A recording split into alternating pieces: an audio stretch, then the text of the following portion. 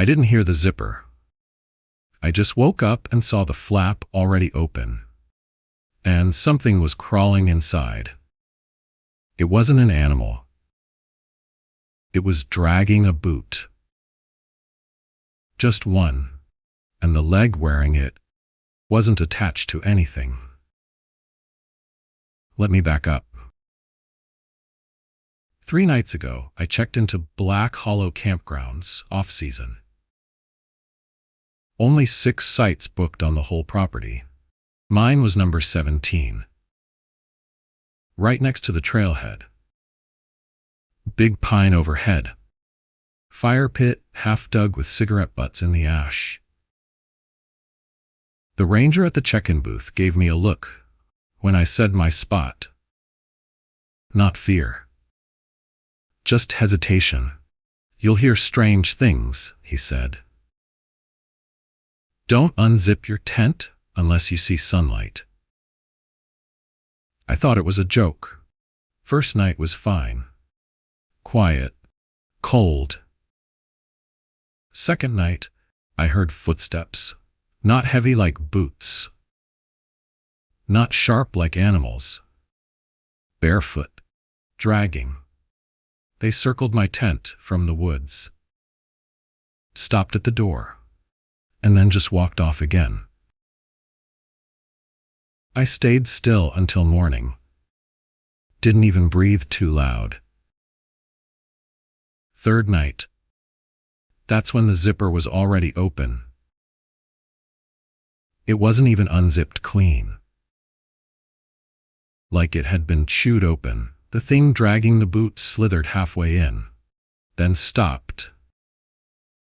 It had no hands. No face. Just folds of pale, wet skin.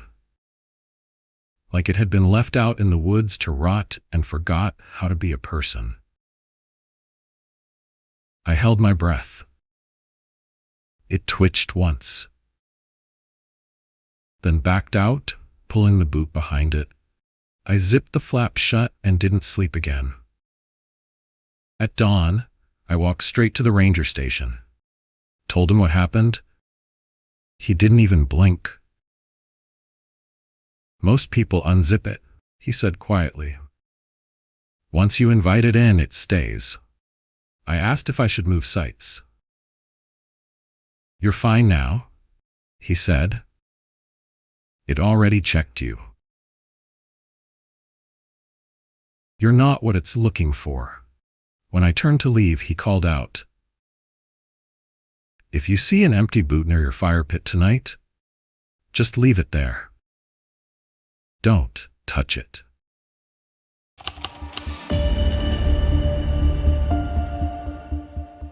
The ranger was waiting when I came out of the bathroom stall. Just standing there.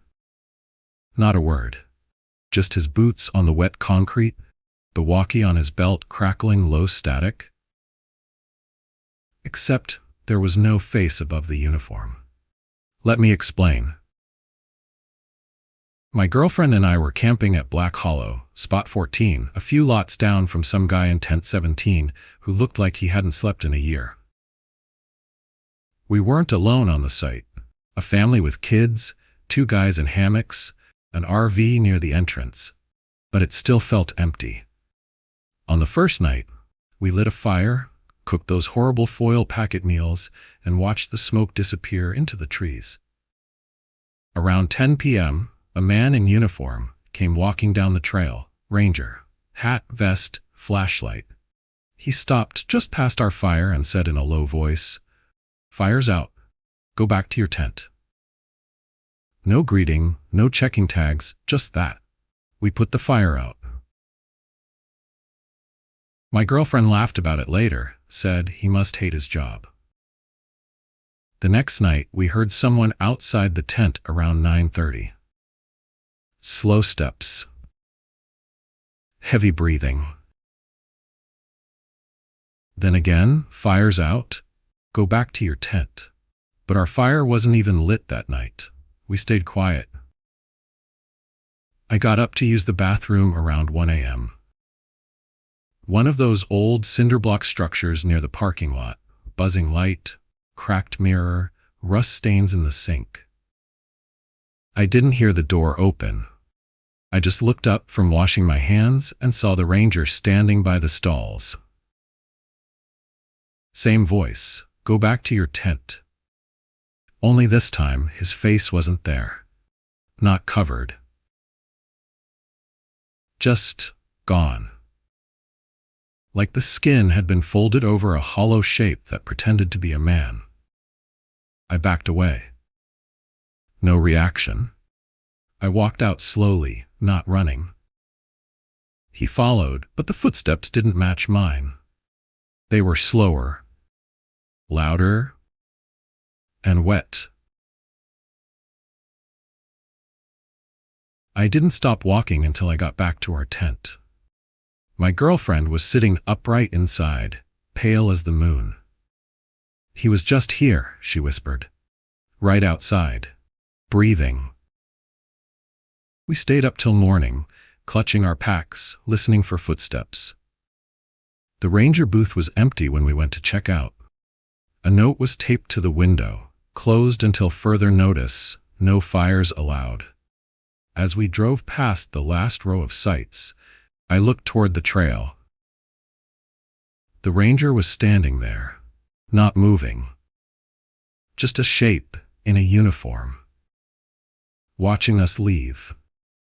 There was a sign behind him I hadn't noticed before. It read, "In memory of Ranger Clint Marsh, lost in the line of duty, Aussie 1998. Underneath, someone had scratched into the wood. "He still makes his rounds."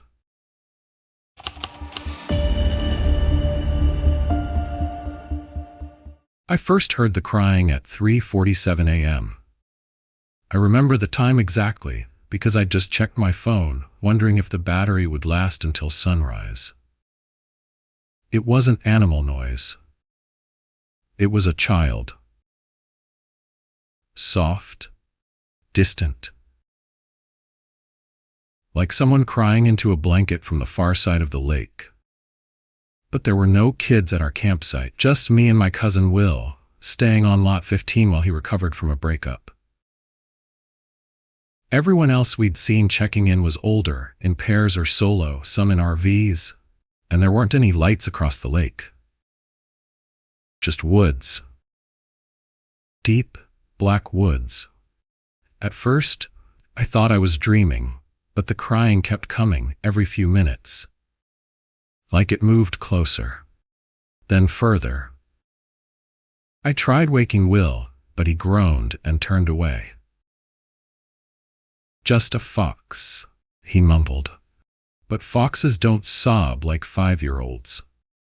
I sat there listening for maybe 20 minutes, staring at the mesh flap of the tent. Then I saw movement by the edge of the lake. Just a shimmer, like something small ducked behind one of the benches near the fishing dock. I unzipped the flap an inch and peeked through. The fog was thin, silver under the moonlight, clinging low to the water. And the crying got louder. It sounded like it was coming directly from the dock. That's when I noticed something strange. Every time I looked directly at the lake, the crying stopped. But if I looked away or turned my head, it came back. It was like it only existed when you weren't watching it. I grabbed my flashlight and quietly unzipped the flap. Will was snoring softly behind me. I figured I'd just take a look, make sure no kid had wandered off from a nearby site. The air hit me like cold breath. My feet crunched over pine needles and gravel as I followed the sound. By the time I reached the dock, the crying had turned into a whisper. Not words, just a rhythmic, wet, hiccuping sound. Something was crouched at the far end of the dock. Bare feet, pale skin, shaking shoulders. I raised my light and took a step forward. "Hey, are you okay?" The figure didn't turn. It just twitched. Its head tilted toward me, but not like a child. The neck bent too far. Too smooth. And that's when I realized it wasn't crying. It was copying a sound, trying to imitate it. Like a broken recording. I backed up slowly. My foot hit a loose plank and the wood creaked. The thing jerked to its feet. Not like a scared kid. Like something remembering it had legs. It took one step toward me. Then another. No eyes. No face. Just a head shaped like one. I turned and ran. Through the fog, through the trees, straight to the tent. I dove inside and zipped it shut, shaking. Will woke up finally. What the hell? I couldn't speak. Just stared at the flap, waiting. Nothing followed me. No steps, no crying. The night was suddenly silent. Next morning, I walked back down to the dock in daylight. There were no footprints. No sign anyone had been there. But carved into the wood at the edge of the bench were 6 words. Don't look, don't listen, don't turn.